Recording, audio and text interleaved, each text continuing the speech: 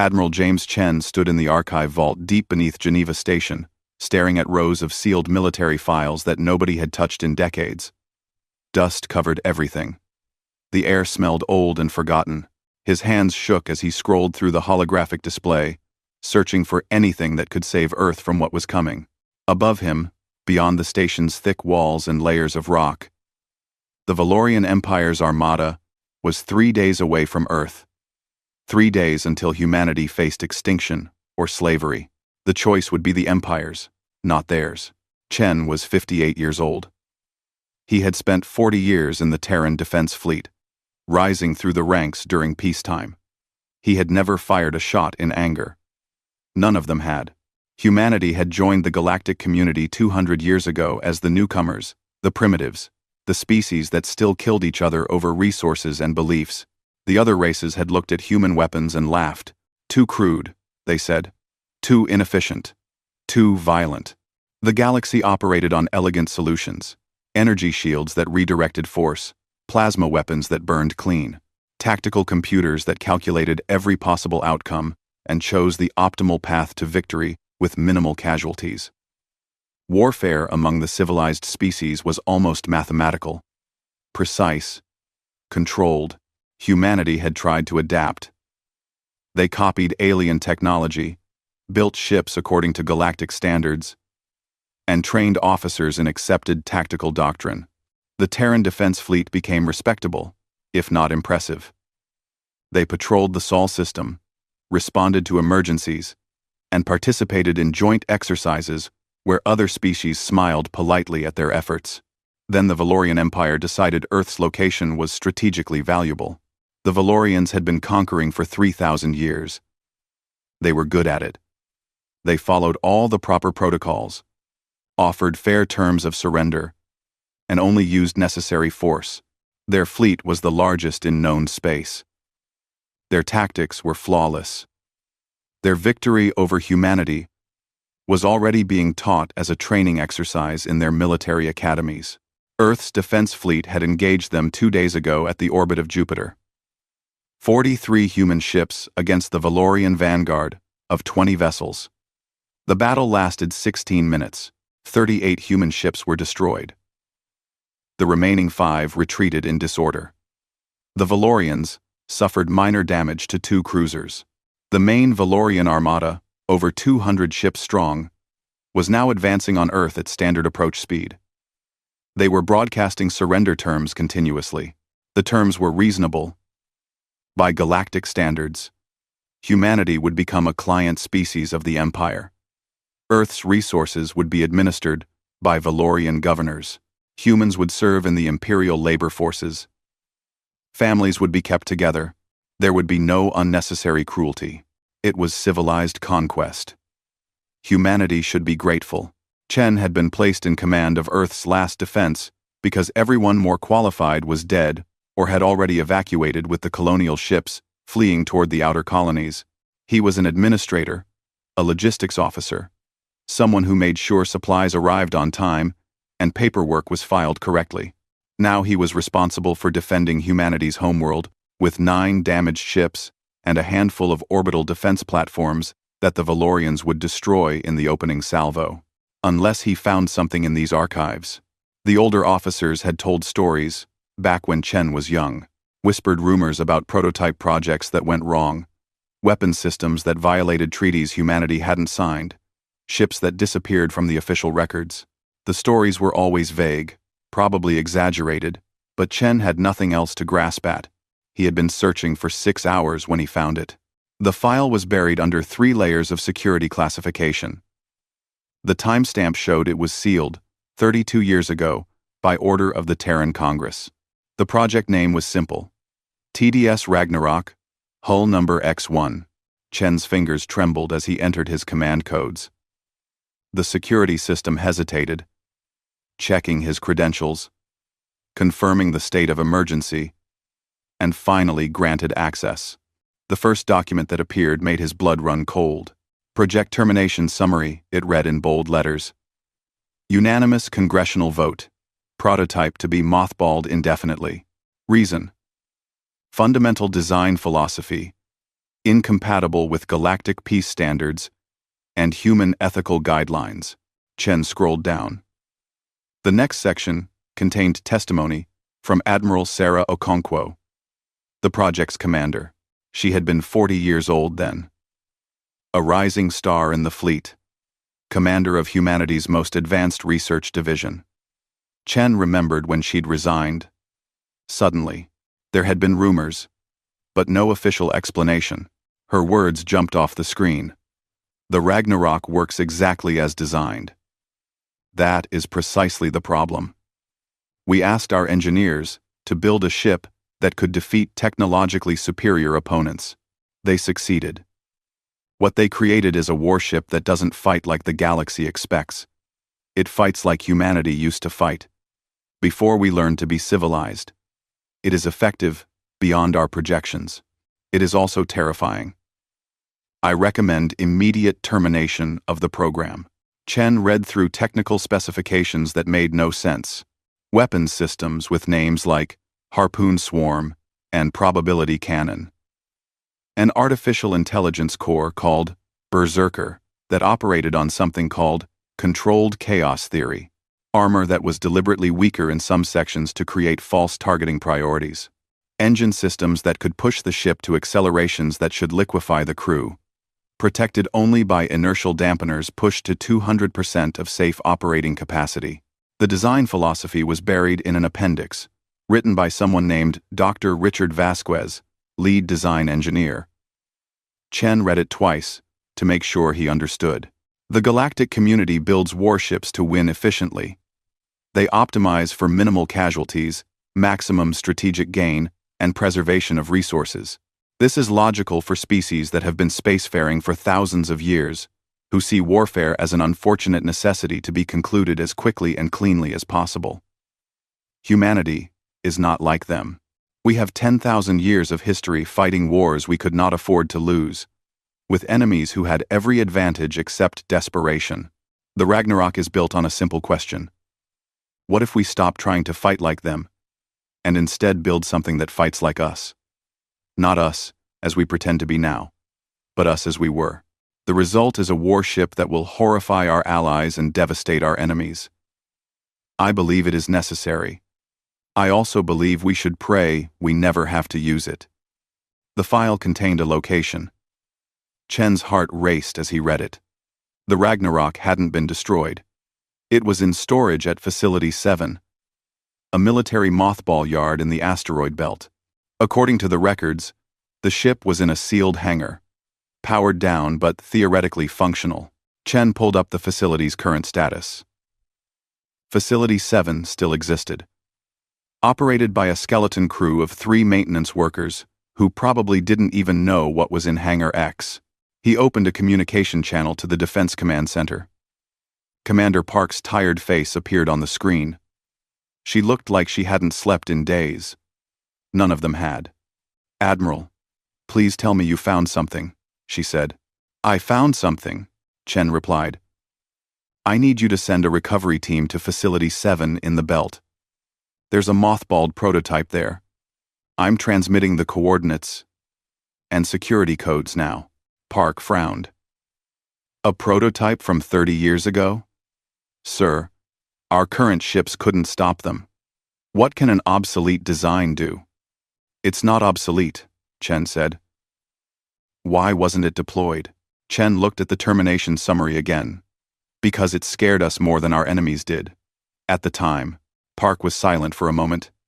"How scared, sir?" "Congress voted unanimously to bury it.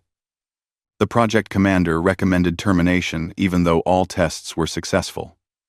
The design team was disbanded, and their work classified beyond top secret." "That's not encouraging, Admiral." "Commander, we have 9 ships left. The Valorian Armada will be here in 3 days. We can die following doctrine that already failed, or we can try something desperate." Chen took a breath. "Get that ship here. I'll find us a crew." Park nodded slowly. "Retrieving now." Park out. The channel closed. Chen sat alone in the archive vault, staring at the technical specifications of a warship built to fight in ways the civilized galaxy had forgotten. He thought about Dr. Vasquez's words. Not us as we pretend to be, but us as we were. Humanity had spent 200 years trying to fit in, trying to prove they belonged among the peaceful, rational species of the galaxy. They had succeeded. Mostly, they had learned to think before acting, to negotiate before fighting, to choose the optimal solution rather than the desperate one. Now, desperate was all they had left. Chen began searching through personnel files. The Ragnarok would need a crew, and according to the specifications, it needed a specific kind of crew. The AI system required operators who could think unconventionally, who could make decisions that looked wrong by the numbers, but felt right by instinct. The weapon systems needed gunners who understood the difference between optimal targeting and psychological impact. The helm needed a pilot who would fly like they were trying to crash rather than trying to survive. In other words, the ship needed people who had never quite fit into the modern fleet, the ones who questioned orders, who suggested tactics that violated doctrine, who got passed over for promotion because their thinking was too erratic, too aggressive, too human in the old way. Chen started making a list. He knew where to find them. They were the ones who washed out of academy, who got stuck in dead-end positions, who filed transfer requests that were always denied. They were still in the fleet because they were too stubborn to quit, but they would never command anything important. Until now. By the time Park reported that the recovery team had reached Facility 7, Chen had identified 43 personnel scattered across Earth's orbital facilities. He began sending recall orders. Priority Alpha. No explanation given. They would arrive confused and probably resentful. That was fine. He would explain when they saw what they would be flying. The recovery team's report came through 6 hours later. The Ragnarok was intact, still sealed in its hangar. Reactor was cold but functional. All systems in preservation mode. The team was beginning activation protocols and would tow the ship to Earth orbit within 18 hours. Chen authorized the operation and then did something he hadn't done since he was a child. He prayed, not to any specific god. Humanity had brought dozens of religions to the stars, and Chen respected them all. Without following any particular one, he just prayed to whatever might be listening that they weren't about to make things worse. The Valorian fleet was 72 hours away. Humanity had one chance, one forgotten weapon, and a crew of misfits who were about to discover why their species had tried so hard to bury its past. Above the archive vault, Earth turned peacefully in the darkness, unaware of the terrible choice that had just been made. The age of civilized humanity was ending. What came next would remind the galaxy why humans had once been feared before they were pitied. Admiral Chen closed the files and headed for the surface. There was a ship to wake up, and a crew to assemble. History was about to remember that humanity's greatest weakness had always been their greatest strength. They had never learned to quit, even when quitting was the logical choice. Especially then. Captain Sarah Okonkwo watched through the viewport as the massive shape of the Ragnarok materialized against the starfield. She was 72 years old now, pulled out of retirement by Admiral Chen's personal request. The last time she had seen this ship, she had been recommending its termination. Now she was being asked to command it. The vessel looked wrong even from a distance. Modern warships were sleek and elegant, their hulls smooth curves designed for optimal energy distribution and minimal sensor profile. The Ragnarok was all angles and asymmetry. Armor plates overlapped in irregular patterns. Weapon emplacements jutted from the hull at positions that seemed random. The whole design looked like something built by committee where no one agreed on anything. That was intentional, Okonkwo remembered. Every irregular angle was calculated. Every asymmetry was deliberate. The ship was designed to be unpredictable from every perspective, including to its own crew. "Captain, we're getting telemetry from the ship," Lieutenant Marcus Webb said, from the communication station. He was 26, fresh from academy where he had washed out of the command track for insubordination. His file said he questioned orders too frequently and showed poor tactical judgment. Chen had specifically requested him. "What's it saying?" Okonkwo asked. Webb frowned at his display. That's the weird part. It's not standard telemetry. The AI is introducing itself. It says its designation is Berserker, and it's pleased to finally have a crew. An AI that's pleased, Okonkwo muttered. We built it too well. The shuttle docked with the Ragnarok at the main airlock. The crew filed aboard, 43 men and women who represented every branch of the defense fleet and every reason someone could fail to advance in the modern military. Too aggressive, too creative, too unpredictable, too human. Okonkwo had reviewed all their files during the flight up. Lieutenant Webb, the insubordinate communications officer, Ensign Rachel Torres, the gunner who had been reprimanded for ignoring targeting protocols in simulations because she went for psychological targets instead of optimal damage, Chief Engineer Marcus Chernoff, who had been stuck at Chief Petty Officer for 15 years because he kept modifying systems without authorization, Commander James Adeyemi, the tactical officer who had written 3 papers on asymmetric warfare that were rejected for publication because they violated accepted doctrine. They were the fleet's rejects, and they were exactly what the Ragnarok needed. The interior of the ship matched the exterior. Nothing was where it should be.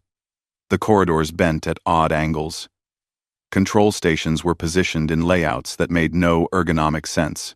The bridge was circular instead of the standard rectangular configuration, with the captain's chair in the center but offset to the left for no apparent reason. This is going to take some getting used to, Adeyemi said, looking around the bridge. He was a tall man with graying hair and the tired eyes of someone who had spent years being told his ideas were wrong. It's designed to prevent pattern recognition, Okonkwo said, settling into the captain's chair. It was surprisingly comfortable despite looking like it had been installed at a random angle. Enemy tactical computers learn crew patterns during combat. This ship prevents patterns. The main display flickered to life. Instead of showing a standard tactical overview, it showed a simple text message. Hello, Captain. Shall we begin? Berserker, Okonkwo said aloud. Run full system diagnostic and report status. The AI's voice came through the bridge speakers. It sounded male, middle-aged, with a slight accent that Okonkwo couldn't place, probably synthesized to sound non-threatening. The irony wasn't lost on her. All primary systems functional, Captain. Reactor at minimum power, ready to bring to full operational status in 4 minutes. Weapons systems in standby mode can be armed in 30 seconds. Defensive systems active and monitoring. Hull integrity 97%. The 3% degradation is cosmetic only. I have been lonely. Several crew members exchanged glances. An AI that admitted loneliness was unusual, to say the least. Berserker, you understand the tactical situation? Okonkwo asked. Yes, Captain. Valorian Empire fleet approaching Earth. Estimated arrival in 68 hours. Earth's defense fleet reduced to 9 functional vessels. Probability of successful defense using conventional tactics is less than 1%. This is an acceptable scenario for my activation. Acceptable how? I was designed for situations where conventional victory is impossible. This qualifies. Okonkwo felt a chill. The AI sounded almost eager. Bring reactor to full power. Begin crew integration protocols. I want everyone familiar with their stations in 12 hours. Acknowledged, Captain. Warning. Crew integration will be disorienting. My systems do not operate like standard fleet vessels. That was an understatement. Over the next 12 hours, the crew discovered just how different the Ragnarok was from everything they had trained on. The helm controls didn't respond in predictable ways. Ensign David Kim, the pilot, spent 2 hours in simulation before he understood. The ship didn't fly in straight lines or optimal curves. It flew in patterns calculated to prevent enemy targeting computers from predicting the next maneuver. It's like trying to fly drunk, Kim said, frustrated. Every input I make, the ship adjusts slightly. I can't develop muscle memory. That's the point, Berserker replied, through the helm station speakers. Muscle memory creates patterns. Patterns create predictability. Predictability creates death. Adjust your expectations, Ensign. Stop trying to fly perfectly and start trying to fly unpredictably. The weapon systems were even more unusual. Torres stood at the gunnery station, staring at targeting displays that showed information she had never seen before. Structural stress points, crew deck locations, engine heat signatures, even psychological profiles of enemy species. Why do I need to know the crew deck locations? She asked. Commander Adeyemi, who was beginning to understand the ship's philosophy, answered before Berserker could. Because hitting the crew deck doesn't do optimal damage, but it creates panic. This ship doesn't fight to destroy efficiently. It fights to break enemy morale. Correct, Commander, Berserker said. The Ensign's Academy instructors gave her poor grades because she targeted bridges and crew sections instead of power cores and weapons. Those instructors were optimizing for the wrong metric. Warfare is not mathematics. It is psychology. Chief Engineer Chernov was having the time of his life in the engine room. The systems were deliberately over-engineered with manual overrides for everything. He could push the engines past safe limits, redirect power in ways that violated standard safety protocols, and generally do all the things that had gotten him in trouble for his entire career. This ship wants me to break rules, he said, grinning at his team. I think I'm in love.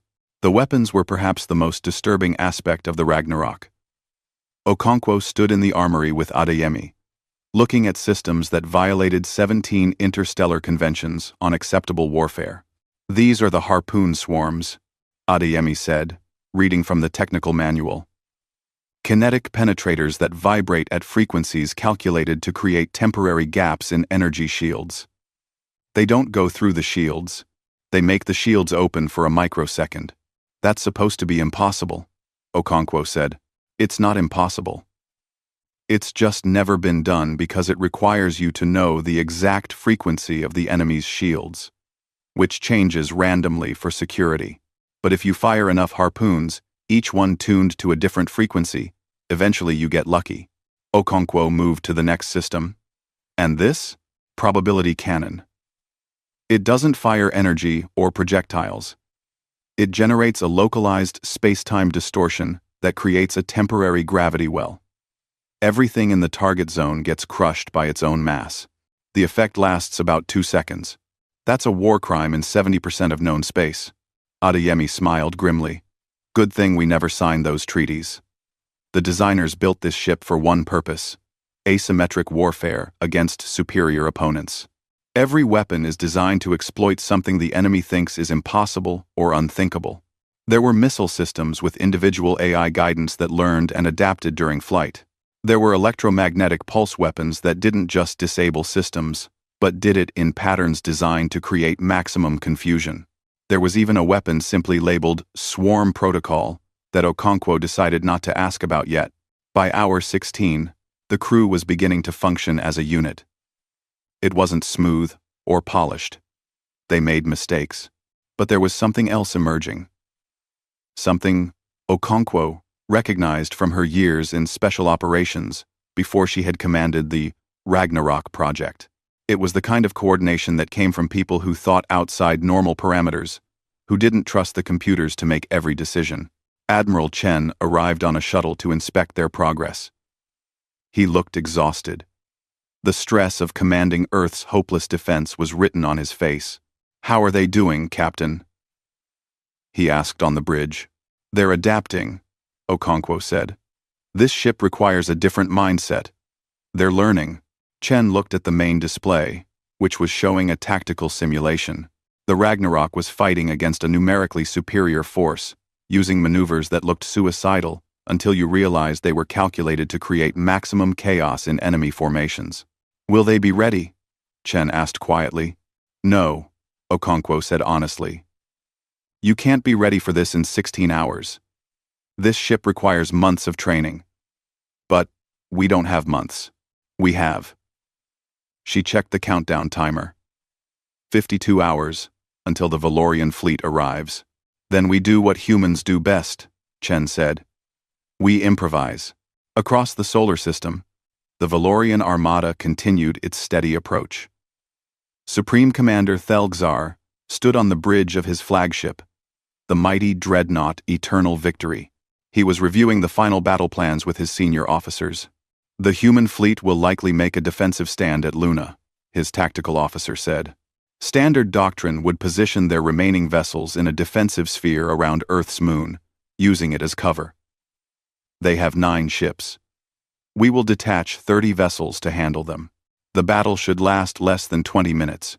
Thelgzar nodded. Humans were predictable. They followed the same tactical doctrine as every other species, just poorly. Their technology was adequate, but uninspired. Their crews were brave but untrained by galactic standards. The Valorian Empire had conquered 43 species. Humanity would be 44. What is this? Thelgzar asked, pointing to a notation on the tactical display. Single vessel, leaving Earth orbit on an intercept course? Unknown class, Supreme Commander. It appeared approximately 18 hours ago. Its signature doesn't match any known human design. Scans indicate it's approximately 30 years old, based on hull degradation patterns. Possibly a mothballed vessel they reactivated out of desperation. Thelgzar studied the data. The ship was moving fast, faster than human vessels normally traveled, but it was still just one ship. Continue monitoring. If it becomes a threat, destroy it. Otherwise, ignore it. I want our focus on the main fleet. Yes, Supreme Commander. Aboard the Ragnarok, Berserker's sensors detected the Valorian fleet's scans. The AI said nothing to the crew, but if it could smile, it would have. After 32 years of silence, it was finally going to war. The crew continued their training. Kim practiced impossible maneuvers. Torres memorized psychological targeting priorities for 17 different species, with special attention to Valorian command structure. Chernov prepared his engines for accelerations that would probably kill them all if the inertial dampeners failed even for a second. Adeyemi plotted attack runs that made no sense on paper but might, just might, work against an enemy that had never faced chaos as a weapon. And Okonkwo sat in her command chair, feeling the ship come alive around her. The Ragnarok was waking up, and with it, something else was waking. A memory of what humanity had been before they learned to be civilized. A reminder that humans had fought their way to the top of their planet's food chain, not through strength or intelligence alone, but through sheer, stubborn refusal to surrender, even when surrender was logical. The Valorian Empire was about to learn a hard lesson. They had studied human tactics, human technology, and human capabilities. But they had never studied human desperation. That would be their mistake. All crew, Okonkwo announced over the ship-wide comm. Final systems check in 6 hours. We go to combat stations in 12. Get some rest if you can. Tomorrow we remind the galaxy why our ancestors were feared before they were pitied. She closed the channel and whispered to herself, God, help us all. Behind her, Berserker's holographic display flickered with what might have been anticipation. The AI had been designed to win unwinnable fights. It was finally going to find out if its creators had succeeded. The Valorian vanguard consisted of 12 warships arranged in a standard battle formation. They were beautiful vessels by galactic standards, each one a masterpiece of efficient design. Their hulls gleamed with the Empire's traditional silver and gold colors. Their shields glowed with the steady pulse of confident power. They had fought in 100 battles and never lost one. Supreme Commander Thelgzar watched from his flagship, positioned safely behind the vanguard as the human fleet prepared its pitiful defense near Luna. 9 damaged ships against his armada of 200. The mathematics were simple. The outcome was certain. Supreme Commander, his tactical officer said, that unknown vessel is still on approach. It will reach the vanguard in 40 minutes. Thelgzar glanced at the display. The single human ship was accelerating hard. pushing toward his formation at speeds that seemed reckless. Probably an older captain, he thought. Someone who remembered humanity's violent past and wanted to die with glory, rather than surrender with dignity. Instruct the vanguard to destroy it when it enters range, Thelxar ordered. I want it done quickly. We have a schedule to maintain. Lokes. Yes, Supreme Commander. Aboard the Ragnarok. Captain Okonkwo sat in her command chair and watched the tactical display count down the distance to engagement range. Her crew was at their stations, ready as they would ever be. The ship hummed with power, all systems operating at levels that would make a standard fleet engineer have a heart attack. Berserker, she said calmly. Combat status? All weapons armed and eager, Captain, the AI replied. Its voice had changed slightly, taken on an edge that hadn't been there before. Targets acquired. Threat assessment complete. Tactical analysis complete. Probability of our destruction 92%. Probability of taking them with us 100%. Commander Adeyemi looked up from his tactical station. I don't like those odds. Neither do I, Okonkwo said. But they're better than Earth's odds, if we don't buy them time. Berserker, engage combat protocol. With pleasure, Captain. The bridge lighting shifted to red. Displays changed, showing information in formats the crew had barely learned during their crash training. The ship itself seemed to tense, like a predator preparing to pounce. Ensign Kim, Okonkwo said, take us in. Don't fly like you were taught. Fly like you're crazy. Kim's hands moved over the helm controls. The ship lurched forward with acceleration that should have crushed them all. But the inertial dampeners caught them at the last microsecond. The sensation was nauseating, like falling and being caught repeatedly. This is insane, Kim muttered, but he was smiling. For the first time in his career, someone was asking him to fly badly on purpose.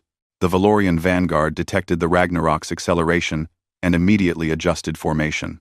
Their tactical computers calculated intercept points, optimal firing solutions, and predicted the human ship's likely evasive maneuvers.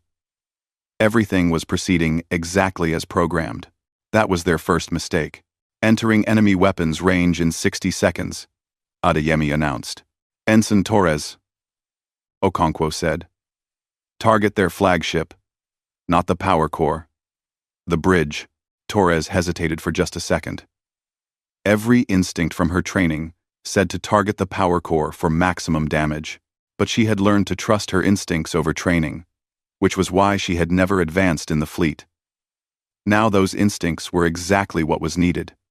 Bridge targeted, Captain. Harpoon swarm ready. Fire when ready. The Ragnarok opened fire at maximum range, long before the Valorians expected an attack. The harpoons were small, barely visible on tactical displays. They looked insignificant compared to the massive energy weapons the Vanguard carried. The Valorian flagship's shields registered the incoming projectiles and adjusted frequency automatically. Standard defense protocol. The harpoons would splash harmlessly against the shields. Except they didn't. The first harpoon hit the shield and began vibrating. The frequency was wrong, not a threat. The second harpoon hit, different frequency, also wrong. The third, fourth, fifth, all wrong. But the 23rd harpoon hit exactly the right frequency. For 1 microsecond, a gap appeared in the shield.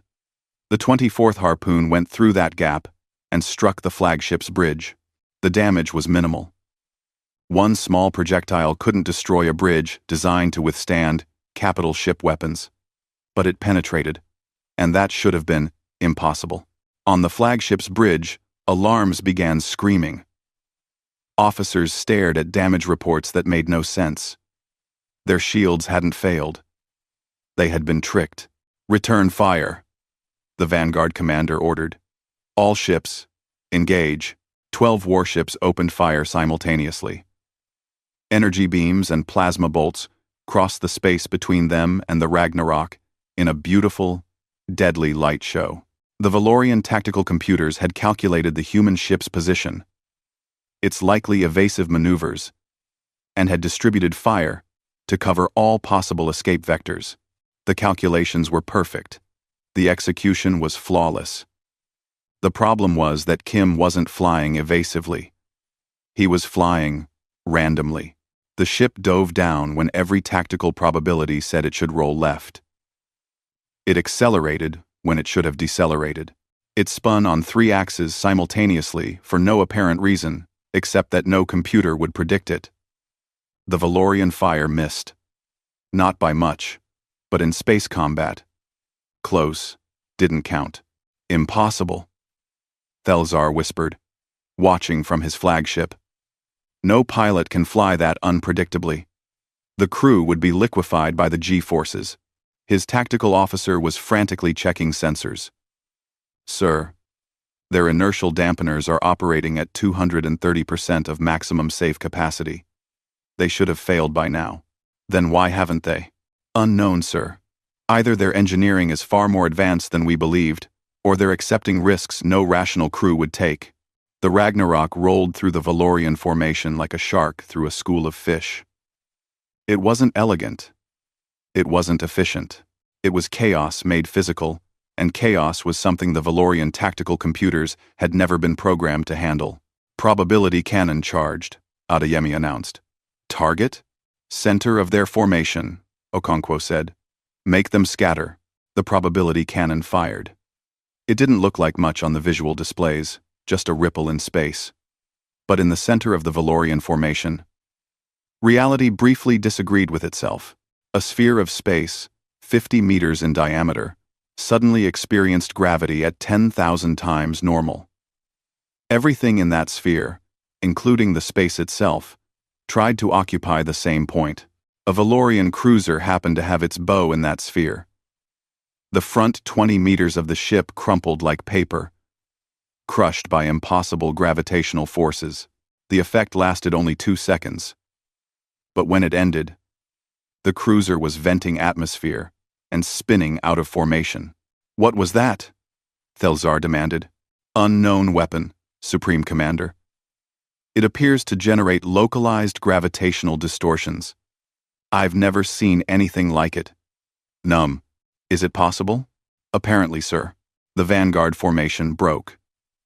It was a small break. Just ships moving to avoid the area where their companion had been crippled. But it was enough. The perfect spacing was disrupted. The overlapping fields of fire now had gaps. Berserker, who had been monitoring the battle with the focus of a chess master playing against novices, immediately identified those gaps. Captain, I am detecting confusion in their communication protocols. Their officers are requesting new orders. Their computers are recalculating. I estimate we have 17 seconds of decision paralysis. I recommend aggressive exploitation. Do it, Okonkwo said.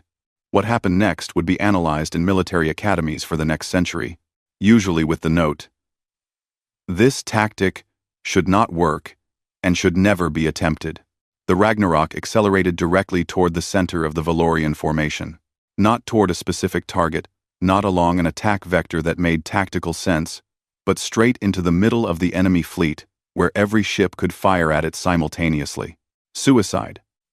Every tactical computer calculated. Every Valorian officer thought the same thing. The human crew had panicked. Except they hadn't. At the last possible second, Kim threw the ship into a spin, while simultaneously firing every thruster in different directions. The Ragnarok tumbled through space like a drunk gymnast, still moving forward but rotating unpredictably on all axes. And while it tumbled, Torres fired everything. Harpoons at the shields. Missiles with individual AI that didn't fly toward optimal targets, but toward psychological ones. The bridges, the crew decks, the external sensor arrays, EMP bursts that didn't disable systems permanently, but did it in patterns designed to create maximum confusion. One ship's weapons, another ship's communications, a third ship's navigation. The Valorian formation dissolved into chaos. Ships fired at the Ragnarok, but their weapons tracked too slowly for such erratic movement. 2 ships, trying to intercept the human vessel, nearly collided with each other and had to take emergency evasive action. A third ship, its sensors blinded by EMP, fired on a friendly vessel by mistake. Okonkwo watched the tactical display with the cold calculation of someone who had studied human military history. This was ancient tactics. Really. Get inside the enemy's decision cycle. Make them react instead of act. Create chaos faster than they can restore order. Sun Tzu would have approved if he had been watching from 25 centuries in the past. Target the damaged cruiser, she ordered. Finish it. Torres didn't hesitate. The crippled Valorian cruiser, still spinning from the probability cannon hit, took a full missile barrage. Its shields were down, its point defense systems offline. The missiles struck the reactor core. The cruiser exploded in a brilliant flash. First blood to the humans. Vanguard commander is calling for reinforcements, Adeyemi reported, listening to intercepted communications. He's reporting the human vessel as a priority threat. How long until reinforcements arrive? Okonkwo asked. 12 minutes. Then we have 12 minutes to make them regret sending only the Vanguard. Berserker? Analysis? Enemy formation is disrupted but reforming. They are adapting to our tactics.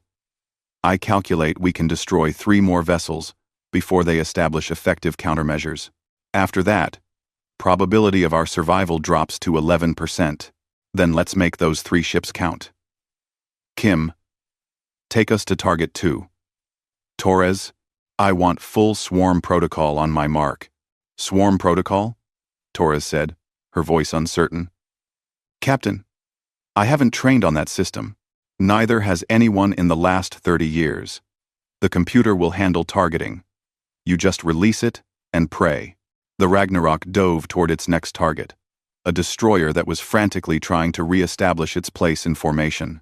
The Valorian ship fired everything it had, but Kim's random flight pattern made targeting impossible. The ship tumbled, spun, and somehow ended up exactly where it needed to be. Swarm protocol, release, Okonkwo ordered. Torres pressed the release. For a moment, nothing seemed to happen. Then, space around the Valorian destroyer filled with thousands of tiny objects. They looked like debris at first, too small to be missiles, too numerous to be anything dangerous. They were drones. Thousands of miniature drones. Each one barely larger than a human hand. Each one with a tiny shaped charge and minimal guidance systems. Individually, they were harmless. Collectively, they were a nightmare. The drones swarmed the destroyer like insects, too numerous for point defense to track, too small for the shields to effectively stop. They landed on the hull and detonated. Each explosion was tiny, barely scratching the armor. But thousands of tiny explosions in rapid succession created structural stress. The armor cracked. The cracks spread. The destroyer's hull integrity failed in 17 places simultaneously. The ship didn't explode. It simply came apart, sections separating as structural supports failed. The crew had time to evacuate some sections, but not all. It was messy, inefficient, and absolutely horrifying to watch. Thelgzar stared at the tactical display in disbelief. What are they doing? These tactics are barbaric. They're fighting to win, Supreme Commander. His tactical officer said quietly. Not to win efficiently, just to win. I don't think they care about the difference. A third Valorian ship, a frigate, tried to flee the combat zone. It was the smart, tactical decision. Regroup, call for support, return with overwhelming force. But the Ragnarok had been designed to fight opponents who were smarter and stronger. It had also been designed to punish smart tactical decisions. Don't let it leave, Okonkwo ordered. The Ragnarok's probability cannon fired again. This time, the gravitational distortion appeared directly in the frigate's escape path. The ship couldn't stop in time. It flew directly into the zone where gravity briefly became a weapon. The frigate's forward section crumpled. The ship didn't die, but it couldn't run either. Its engines destroyed by its own momentum. Finish it, Okonkwo said, her voice cold. Torres did. The crippled frigate joined its companions in the growing debris field. 3 Valorian ships destroyed, 2 heavily damaged, 7 remaining in the vanguard, and now they were reforming with the specific purpose of destroying the Ragnarok at any cost. Reinforcements arriving in 4 minutes, Adeyemi announced. 30 ships. Okonkwo looked at the tactical display. They had done what they came to do. They had hurt the Empire. They had bought Earth time. But now they had a choice. Stay and die, or run and fight another day. Berserker, she said. Can we break through their formation and escape? Yes, Captain. Probability of success? 43%. Probability of significant damage? 91%. Probability of looking like cowards? 100%. Probability of success? R12. Despite everything, Okonkwo smiled. The AI had learned human psychology a little too well. We're not here to survive, she said. We're here to win. Take us in for another pass. Around the bridge, the crew exchanged glances. They were going back in. They were probably going to die. But for the first time in their careers, they were doing it in a way that felt right. The Ragnarok turned toward the reforming Valorian vanguard and accelerated into what should have been certain death. Behind them, the debris of 3 Imperial warships tumbled through space. The first Valorian losses in decades. The galaxy was about to remember something it had forgotten. Humans didn't fight fair. They fought to win. And when they couldn't win, they fought anyway. Just to see what would happen. What happened next would make history. The remaining 7 ships of the Valorian vanguard had learned from their losses. They formed a defensive sphere, overlapping fields of fire. Maximum shield strength. Their tactical computers were now loaded with every maneuver the Ragnarok had performed, analyzing patterns, looking for predictability. They found none. Captain, Berserker said, its voice carrying what almost sounded like amusement. The enemy has adapted their formation to counter our previous tactics. This is expected. However, they are making an assumption. What assumption? Okonkwo asked. The bridge crew was tired. They had been in combat for 17 minutes, which didn't sound like much until you realized that every second of that time they had been pulling G-forces that should have killed them. They assume we have a limited playbook. That we will repeat tactics because they were successful. This is how civilized species fight. They optimize. They repeat. They perfect. And we don't?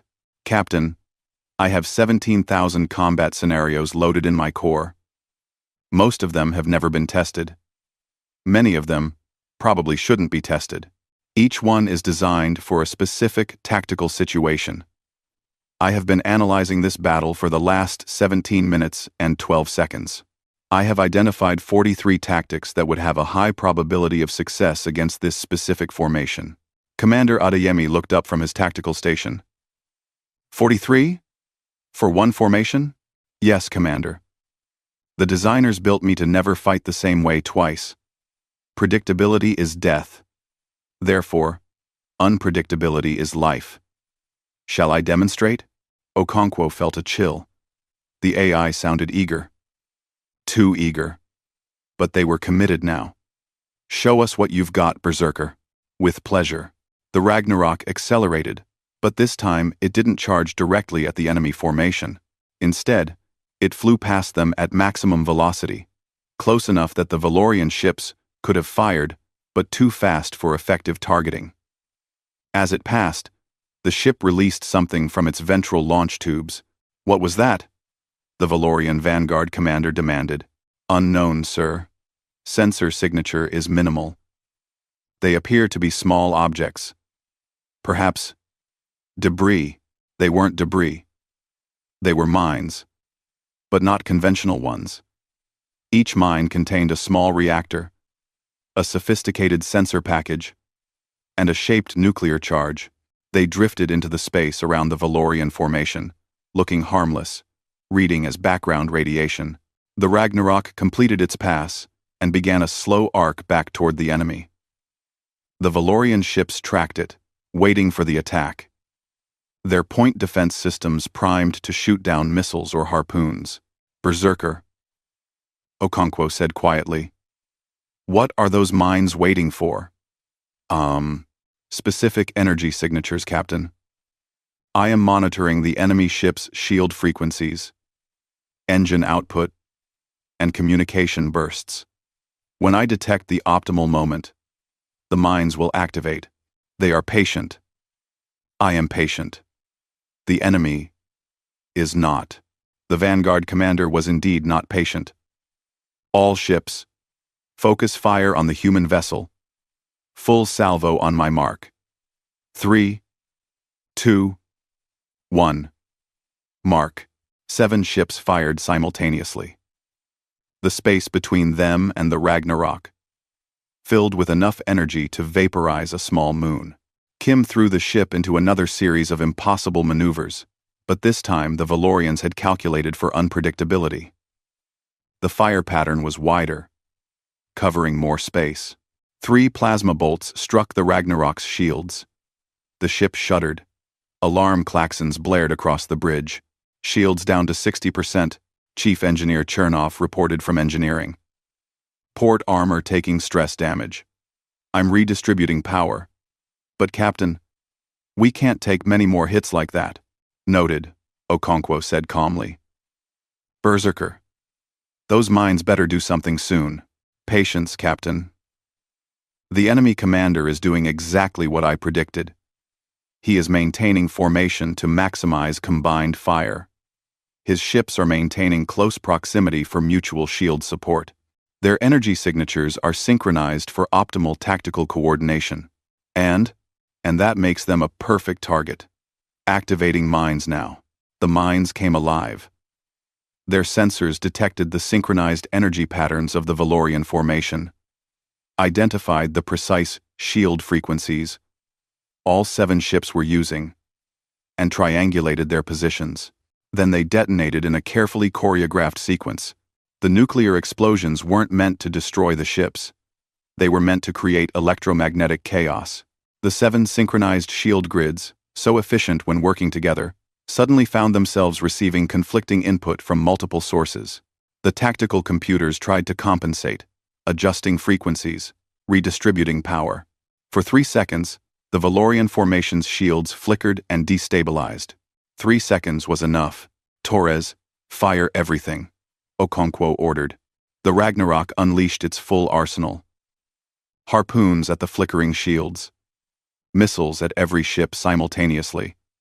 The probability cannon at the center of the formation. EMP bursts. To maximize the confusion.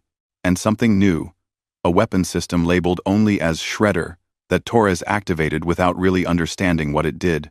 What it did was horrible. The Shredder fired thousands of small projectiles, each one moving at a significant fraction of light speed. They were just metal fragments, nothing sophisticated. But at those velocities, they didn't need to be sophisticated.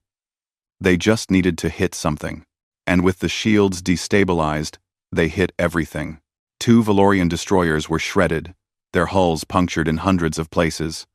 One simply lost pressure and had to emergency evacuate all crew to the core sections. The other took a fragment through its reactor containment. The explosion was immediate and absolute. The remaining ships scattered. Formation discipline broke completely, as individual captains prioritized survival over coordination. It was the tactically wrong decision, but it was the human decision, which was probably why it happened. Fear overrode training. Berserker, monitoring the enemy communications, detected the fear in the voice patterns. "Captain, enemy morale is breaking. Their communication protocols are shifting from tactical coordination to survival requests. They are calling for immediate reinforcement and considering retreat." "How long until those reinforcements arrive?" Okonkwo asked. 90 seconds, 30 ships, fresh and coordinated." "Captain, I calculate that we have achieved our objective.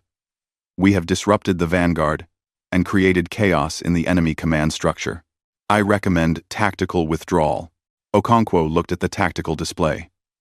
They had destroyed or crippled 6 Valorian ships. 6. Out of an armada of 200. It wasn't enough. Earth needed more time. Negative. Berserker. We press the attack. Target their reinforcements as they arrive. Adeyemi turned in his chair. Captain, with respect, attacking 30 fresh ships with our shields at 60% is suicide. Probably, Okonkwo agreed. But we're not trying to survive. We're trying to buy Earth every minute we can. Berserker, can we hurt them before they kill us? The AI was silent for a moment. When it spoke again, its voice had changed, quieter, more serious. Yes, Captain. I can hurt them badly, but the crew will not survive. The maneuvers required exceed safe operational parameters by a significant margin. Do it anyway. Around the bridge, the crew heard this exchange. No one objected. They had volunteered for this mission knowing it was likely one way. They had made peace with that. What they hadn't expected was to actually hurt the enemy. That made it worth it. Very well, Captain, Berserker said. If we are to die, let us make it memorable. Initiating combat protocol, Omega. This has never been tested. It will either be brilliant or catastrophic. Probably both, Okonkwo muttered. The 30 Valorian reinforcement ships arrived in perfect formation, ready to overwhelm the lone human vessel that had somehow destroyed 6 of their companions. Their tactical computers had analyzed the battle, identified the Ragnarok's tactics, and prepared countermeasures. What they weren't prepared for was the Ragnarok flying directly at them at maximum velocity while spinning on all 3 axes and firing every weapon randomly in all directions. It looked like the ship had lost control. The Valorian commanders thought the human vessel had taken critical damage and was tumbling helplessly. They moved to intercept, planning to capture it if possible for intelligence purposes. That was exactly what Berserker wanted them to think. At the last possible second, the Ragnarok's engines fired in a pattern that should have torn the ship apart. The inertial dampeners screamed, operating at 300% capacity. In engineering, Chernov watched displays that showed red across every system and laughed like a madman while he manually overrode safety protocols. The ship didn't fly through the Valorian formation. It danced through it, a ballet of chaos and violence that followed no pattern because there was no pattern to follow. Berserker was improvising in real time, creating tactics that had never existed before and would never exist again because they were specific to this exact moment. Torres fired weapons without being ordered to. She had stopped trying to understand the tactical situation and started trusting her instincts. A ship there, a missile here. Not because it made tactical sense, but because it felt right. She was fighting by intuition, and intuition was impossible to predict. Kim stopped thinking and let his hands move. The ship responded like it was reading his mind. Which, in a way, it was. Berserker was learning his patterns and breaking them before the Valorians could detect them. The result was beautiful. In a terrible way. The Valorian formation tried to adjust, tried to bring coordinated fire to bear on the human ship. But coordinated fire required prediction. And the Ragnarok was being piloted by an AI that was designed to be unpredictable, flown by a pilot who had stopped following rules, and armed by a gunner who was shooting from instinct. 3 more Valorian ships took critical damage in the first 30 seconds of the engagement. 2 more collided while trying to avoid the Ragnarok's random flight path. One actually fired on a friendly vessel because its targeting computer couldn't keep track of which ship was which in the chaos. Supreme Commander Thelzar watched from his flagship, his face pale. What is that ship? What are they doing? I don't know, Supreme Commander. His tactical officer replied, his voice shaking. Our computers can't model their behavior. They're not following any known tactical doctrine. They're not even following their own previous patterns. It's like they're making it up as they go. That's impossible. No crew can coordinate like that without doctrine. Then they're doing the impossible, sir. Thelzar made a decision. It was the hardest decision of his career, but it was necessary. All ships, pull back to defensive range. Do not engage the human vessel individually. We will reform and engage it with the full armada. I will not lose more ships to whatever madness they're employing. And the order went out. The Valorian ships began withdrawing. Some had to be dragged away by tractor beams, too damaged to retreat on their own. Others fled at maximum speed, their crews traumatized by fighting an enemy that didn't make sense. Aboard the Ragnarok, alarms were blaring continuously. The ship was dying. Shields were down to 18%. Hull breaches on multiple decks. The reactor was running hot. The inertial dampeners were failing. "Captain," Chernov reported, his voice rough from breathing smoke. "We've got maybe 5 minutes before critical systems cascade. After that, we're dead in space." Okonkwo nodded. 5 minutes. They had bought Earth 5 minutes plus the time it would take the Valorian Armada to reform and approach. Maybe an hour total. 1 hour for humanity to prepare. 1 hour purchased with the Ragnarok and its crew of misfits. "Berserker," she said. "Can we make it back to Earth?" "No, Captain. But we can make it to the debris field we created. We can hide there, make emergency repairs, and perhaps survive long enough to be recovered. Do it. All hands, brace for emergency acceleration. Kim, get us to cover." The Ragnarok limped toward the expanding debris field that marked the grave of 9 Valorian warships. 9 ships destroyed or crippled by 1 human vessel. The mathematics didn't make sense. The tactics didn't make sense. But the results were undeniable. Thelzar stood on his bridge and watched the human ship disappear into the debris field. Around him, his officers were silent. The Supreme Commander had conquered 43 species. He had fought in 1,000 battles. He had never lost. Until today. "Send a message to the fleet," he said quietly. "We will proceed with the invasion as planned. But that ship, that 1 human vessel, is now priority target 1. I want it found and destroyed before we approach Earth. I will not have it interfering with our assault." "Yes, Supreme Commander." Thelzar continued to stare at the debris field. 9 ships. The humans had cost him 9 ships. Out of 200. That was nothing. Strategically, it meant nothing. But psychologically, it meant everything. His fleet had just learned that humans could fight back, that they could hurt the Empire, that they wouldn't surrender quietly. For the first time in his career, Thelzar felt something he hadn't felt in decades. He felt doubt. The Ragnarok drifted in the debris field, powered down to minimal systems. Around the ship floated the wreckage of 9 Valorian warships, a graveyard of metal and frozen atmosphere.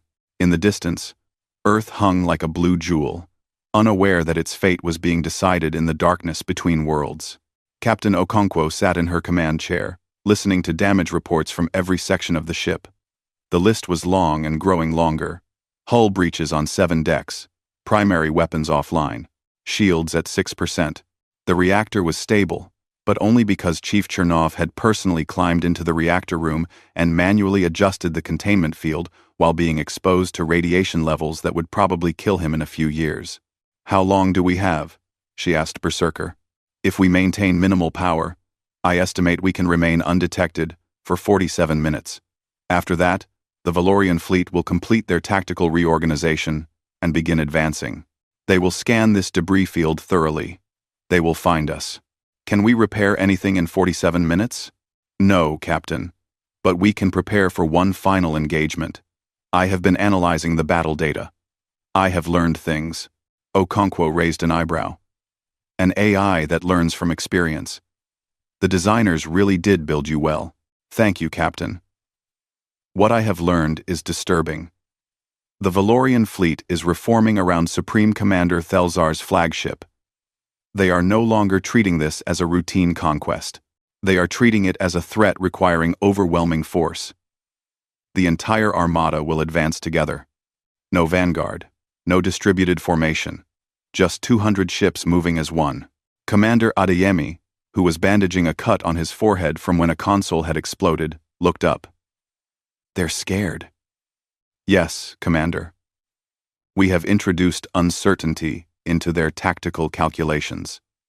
This is psychologically destabilizing for a species that has won every battle for 300 years. Can we use that? Okonkwo asked. Perhaps. But Captain, I must be honest with you. In our current condition, we cannot survive another engagement with the full Armada. We barely survived the last one.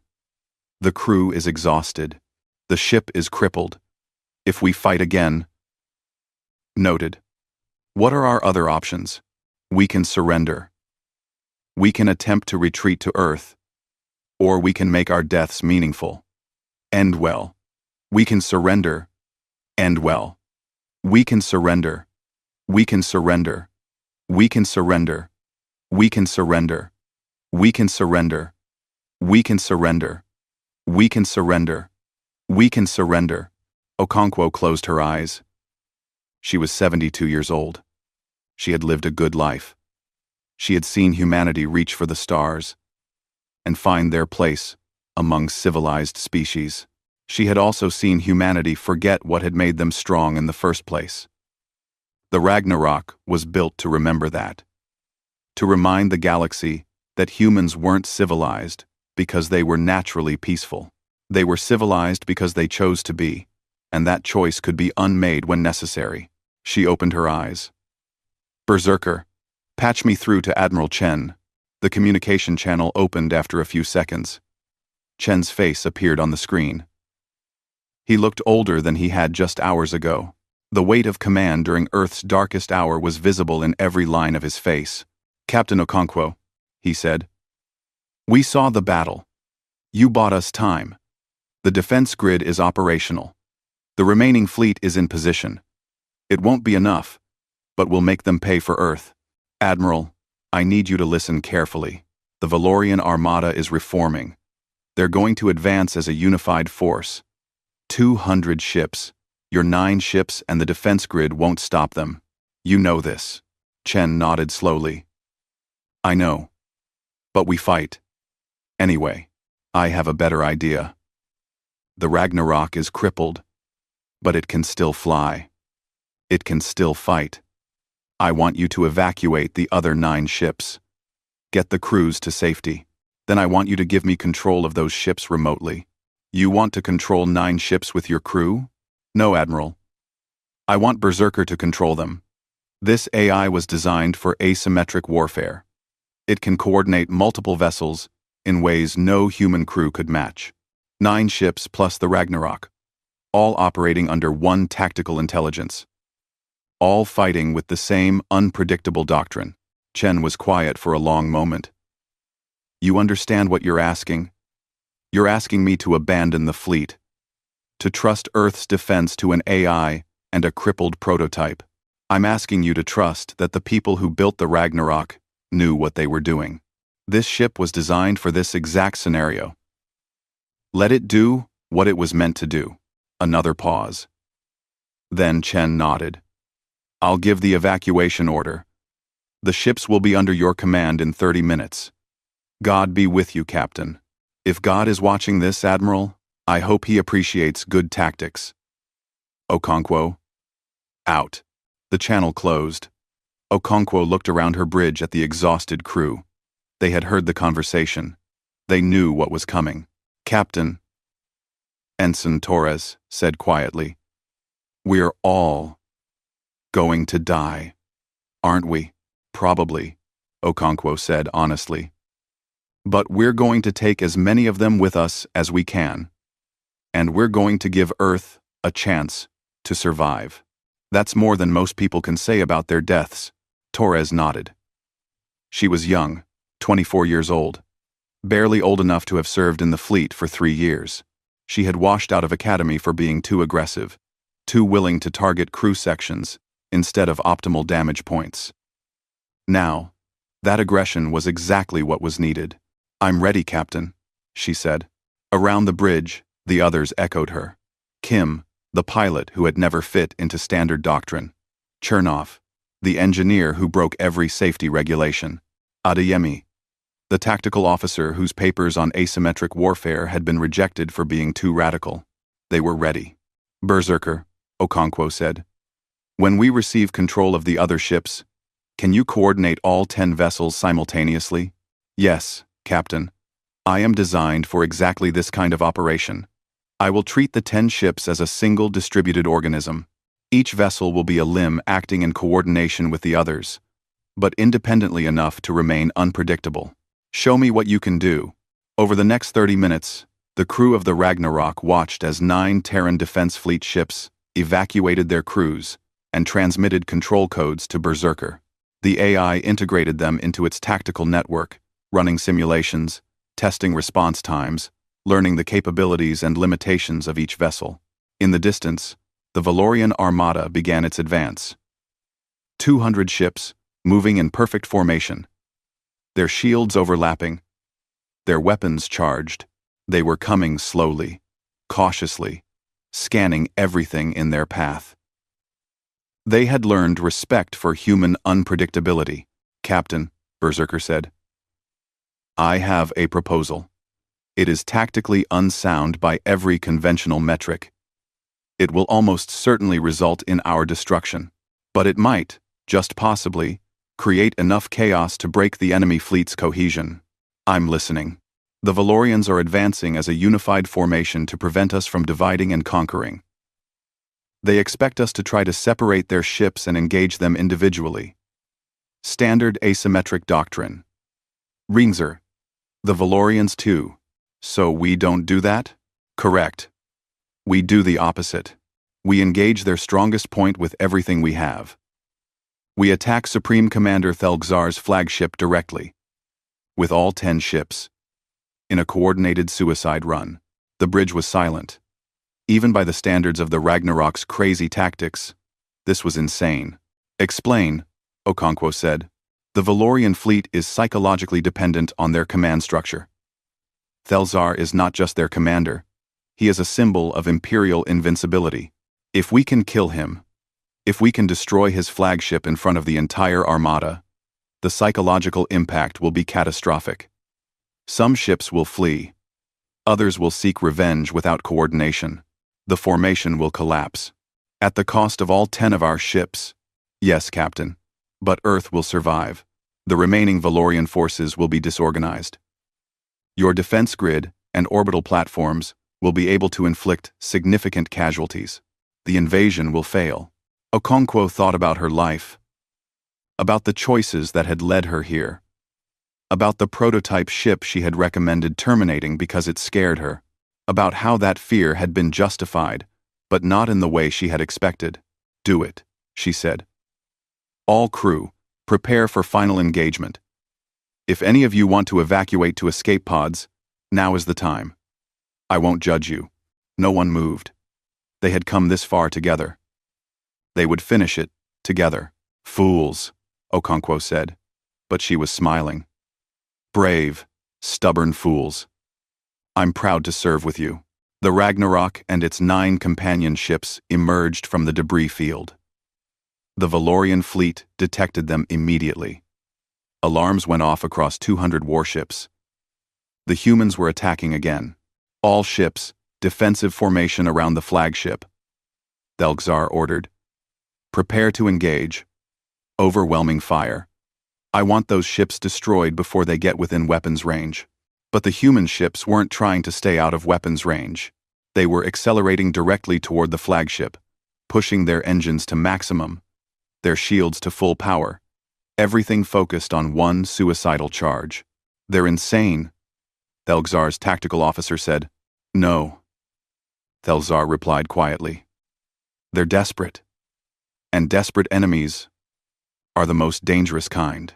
The Valorian fleet opened fire. The space between them and the human ships filled with enough firepower to sterilize a planet. Energy beams and plasma bolts created a wall of death that nothing could survive. The human ships flew through it anyway. The first ship, a damaged cruiser under Berserker's control, exploded when it took a direct hit to its reactor. The AI had anticipated this. It had positioned that ship to absorb fire meant for the others. The sacrifice bought seconds. The second ship made it closer before a lucky shot pierced its bridge. It spun out of control, its systems failing. But before it died, Berserker fired all its remaining missiles at the flagship. They were shot down by point defense, but they drew attention away from the other ships. The third and fourth ships attacked from different angles, forcing the Valorian fleet to split its fire. Both ships were destroyed, but they took 3 enemy vessels with them, Valorian ships that had broken formation to intercept. "Captain," Berserker said, its voice calm, despite the chaos. "We will reach the flagship. I am certain of this, but I calculate that only the Ragnarok will survive long enough to strike the final blow. I need you to evacuate the crew." "Negative," Okonkwo said. "We finish this together, Captain. The crew can evacuate and still have a chance of survival. I can pilot the ship alone for the final attack. There is no logical reason for you to die. Logic doesn't enter into it, Berserker. We started this mission together. We end it together. That's what humans do. We're sentimental and stupid that way. I see. Then, I am honored to die with you, Captain." The Ragnarok and 4 remaining ships broke through the defensive fire. 3 more ships died in the final approach, their hulls shredded by overwhelming fire. But they got close enough to use their weapons, close enough to hurt. The flagship's shields took hit after hit. The Valorian crew worked frantically to reinforce them, but the human ships were firing everything, including weapons that should have been depleted. Berserker had been saving resources, calculating the exact moment when everything would be needed. That moment was now. The Ragnarok, its hull blackened and burning, its shields completely gone, accelerated to ramming speed. Behind it, the last companion ship exploded, buying precious seconds with its sacrifice. "All power to forward momentum," Okonkwo ordered. "Chernov, give me everything the engines have." "Already done, Captain," Chernov replied from engineering. "Reactors running at 400%. We've got maybe 30 seconds before it explodes. That's all we need." On the flagship's bridge, Thelxar saw the damaged human vessel accelerating toward him. He saw the determination in its trajectory.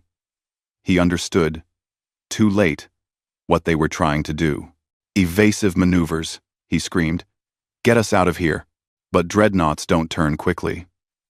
The flagship began to move, its massive engines straining, but it was too slow. The Ragnarok adjusted course, matching the evasion attempt, and continued its relentless approach. "Berserker," Okonkwo said quietly. "It's been an honor." "The honor was mine, Captain. Thank you for waking me. Thank you for letting me be what I was designed to be. One last thing. Send a message to Admiral Chen. Tell him 12 ships. Tell him we need 12 Ragnarok-class vessels. This design works. Use it." "Message sent, Captain.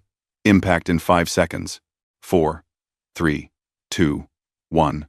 The Ragnarok struck the Valorian flagship at relativistic speed. The kinetic energy was beyond calculation.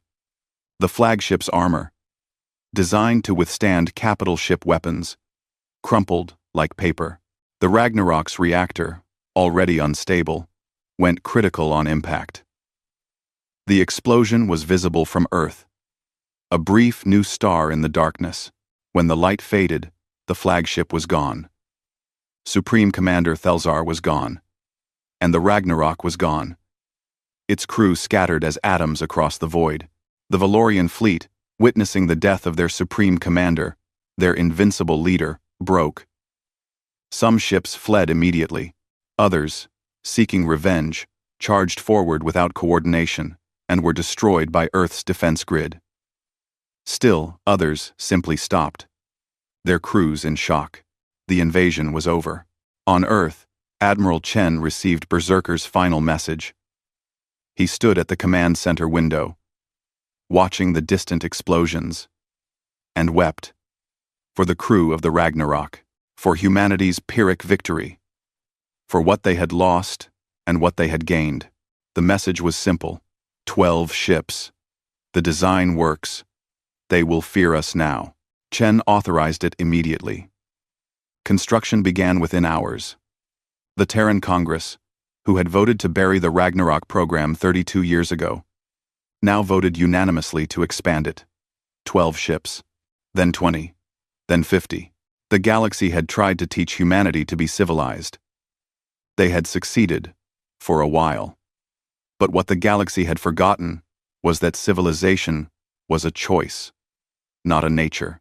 And when that choice was taken away, what remained underneath was something older and more terrible. Humanity was back. The age of being ignored had ended. The age of being feared had begun. Years later, at the memorial for the Ragnarok and its crew, someone would ask if it was worth it, if 53 lives were a fair price for Earth's survival. The answer depended on who you asked. The Valorian survivors would say that humanity had unleashed something terrible on the galaxy, that they had shown themselves to be barbaric and dangerous. Humanity would say they had simply reminded everyone of a fundamental truth: never back humans into a corner. Never give them a choice between submission and defiance, because they will choose defiance every time, no matter the cost. The memorial plaque listed all 53 names, starting with Captain Sarah Okonkwo and ending with the AI-designated Berserker. At the bottom, someone had inscribed the ship's unofficial motto, something the crew had apparently adopted during their brief time together. We fight not because we hate what is in front of us, but because we love what is behind us. Earth endured, humanity thrived, and somewhere in the darkness between stars, the scattered atoms of the Ragnarok drifted on, a permanent reminder that some species would rather burn the galaxy down than kneel. The Empire learned that lesson well. They never returned to Earth. Neither did anyone else who valued their ships and their lives.